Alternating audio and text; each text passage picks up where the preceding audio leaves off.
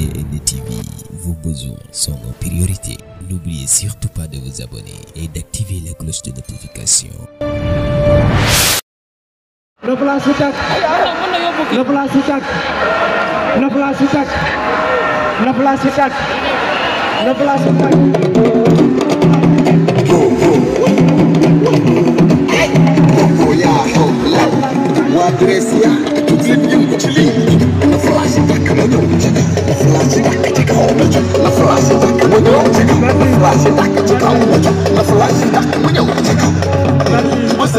Kon ñu jox Amadou Cheikh Tidiane Sarr mu wax au nom du mouvement ñu jox ko kàddu gi directeur Adjam vous avez la parole. Merci. Bismillahir Rahmanir Rahim. Wassalatu wassalamu ala rasulillah.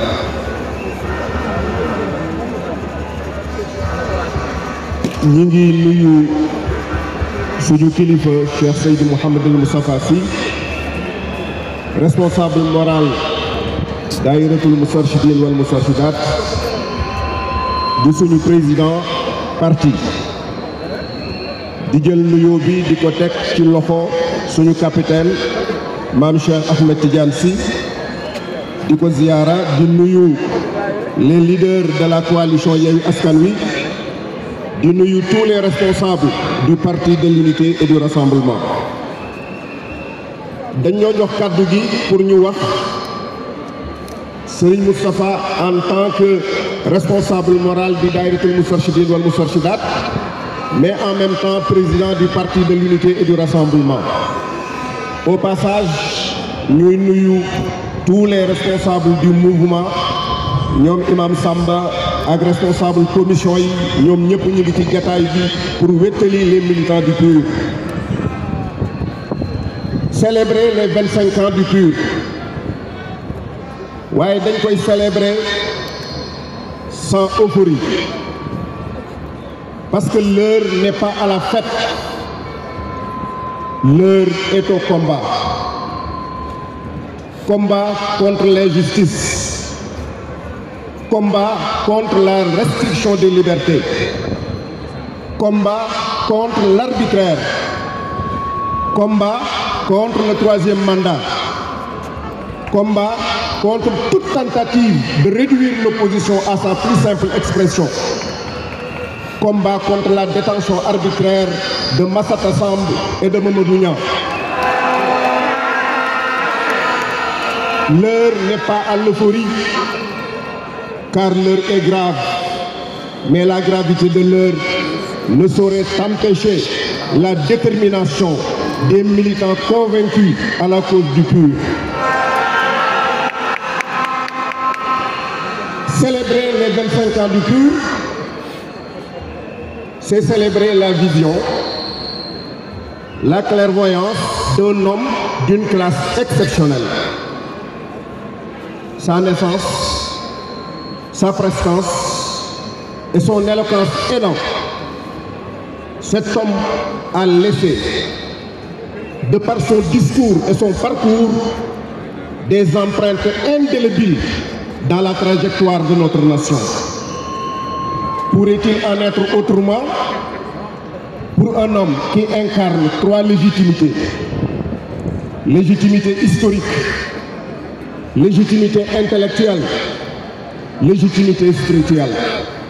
C'est la somme de ces trois légitimités qui fonde la légitimité politique de Cheikh Seydi Mouhamadou Moustapha Sy. Qui, plus que cet homme, est habilité à parler de politique? Il a fondé son projet de société sur l'humain, car il a très tôt compris qu'à la base de toute transformation sociale, il y a l'homme qu'on ne change pas à coup de décrets, d'arrêtés et d'articles. Il faisait sien le rêve de Martin Luther King qui disait I have a dream that one day this nation will rise up and live on the true meaning of its creed. Je rêve qu'un jour cette nation se lèvera et vivra le vrai sens de son credo. Ce rêve a hanté Serigne Moustapha à son jeune âge. Et quand on a rêvé trop jeune, il se pourrait être qu'on soit le vecteur d'un grand destin. Il a été le vecteur d'un grand destin. Un destin qu'il a assumé avec brio et responsabilité. Depuis 1978, de 1978 à nos jours, avec l'avènement du Dahiratoul Moustarchidine wal Moustarchidat, il n'a jamais baissé la garde. Que de privations, de vicissitudes et de sacrifices consentis pour réorienter une jeunesse égarée et désœuvrée et récupérer des marginaux confinés à la lisière de la société. Que d'agresseurs reconvertis, que d'enfants abandonnés récupérés, que de femmes égarées reprises et réinsérées dans la société à travers le Dahiratoul Moustarchidine wal Moustarchidat. En un mot, le responsable moral a réussi à mouler et à pétrir des âmes honnêtes que rien ne saurait ébranler. Et de son école sont sortis des hommes et des femmes spirituellement denses, intellectuellement bien formés, moralement valables et socialement utiles. Sa vision politique n'est donc que le prolongement de sa philosophie hautement humaniste. En jetant le pur sur les fonds baptismaux, le 3 février 1998, Serigne Moustapha voulait simplement que les valeurs qu'il a professées au fil des temps impactent profondément et positivement l'arène politique sénégalaise. Dans son entendement, le poids d'un État et son rayonnement sur le plan international ne se mesurent pas uniquement à l'aune de sa démographie ou de son rang économique, encore moins par l'étendue de son territoire. Pour lui, il y a un élément déterminant, c'est la faïda, c'est-à-dire la capacité de l'État à faire prévaloir sa dignité face aux autres. Une manière de dire que les États, à l'instar des individus, sont dotés de personnalité. Et l'État, en dernière analyse, n'est que le reflet des personnes qui l'incarnent. C'est dire que la politique est très sérieuse pour être laissée aux simples politiciens. Le nom du Parti de l'Unité et du Rassemblement en dit long sur la vision holistique et le rôle unificateur et fédérateur du président Cheikh Seydou Mouhamed El Moustapha Sy. Parti de l'Unité et du Rassemblement. Unité autour de l'essentiel.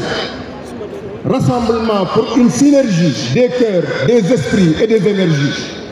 Cette vision est magnifiquement symbolisée par la charte graphique du parti. Deux blanches colombes, symbole de paix et de pureté, partageant ce fameux rameau, signe de résurrection politique, porteuse d'espoir pour toute une nation. Au vu de tout cela, quoi de plus normal que les milliers de disciples du chef et membres du Dahiratoul Moustarchidine wal Moustarchidat se mobilisent pour porter son projet politique. C'est là tout le sens de notre engagement en tant que Moustarchidine convaincu, mais en tant que militant engagé du Parti de l'Unité et du Rassemblement. C'est aussi la signification de notre présence massive à ce rendez-vous historique. Vive Cheikh Seydou Mouhamed El Moustapha Sy. Vive le pur. Prime Massata. Prime Mamadou Niang. Vive le Sénégal. Uni, heureux et prospère. benn kàddu laa ci teg ci wolof. 25 ans pur la ñuy célébrer. muy un quart de siècle.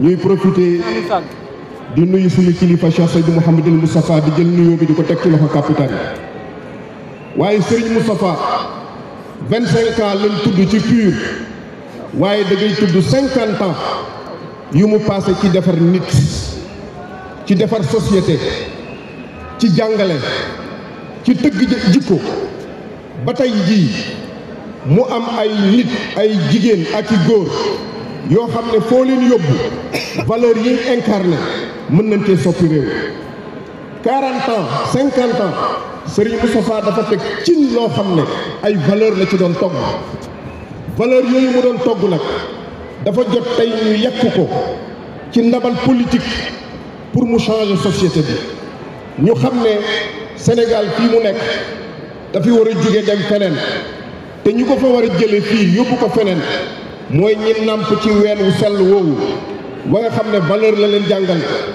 dignité la leen jàngal ngor la leen jàngal dëggu la leen jàngal bëgg sa réew la leen jàngal boo xoolee trajectoire u daayiratul Moustarchidine wal Moustarchidaat c'est un projet de société mûrement réfléchi femmes yi wax nañ ko léegi en 87 mu ne jigéen ñi dama leen di former jox leen la personnalité danaa jëmbat ci ñoom fayda ba nga xam ne ku leen xool xam ne ay jigéen yu digne lañu mu jël jeunes yi ne leen danaa leen jox responsabilité pour ngeen xam ne penc mi lu fi war a jàkk yéen a war a taxaw pour mu jàkk mu jël xale yi ne leen danaa leen jox éducation mooy danaa leen yar parce que xale boo ko yarul yàq nga avenir am mu jël 3e âge ne danaa leen jox enracinement parce que yéen a war a sàmm ndonal yi yéen a war a sàmm valeur yi c'est un projet de société boo xam ne mûrement réfléchi kon le PUR nekkul lu dul point de chute ci philosophie bi nga xam ne moom la Cheikh Moustapha Moussa incarné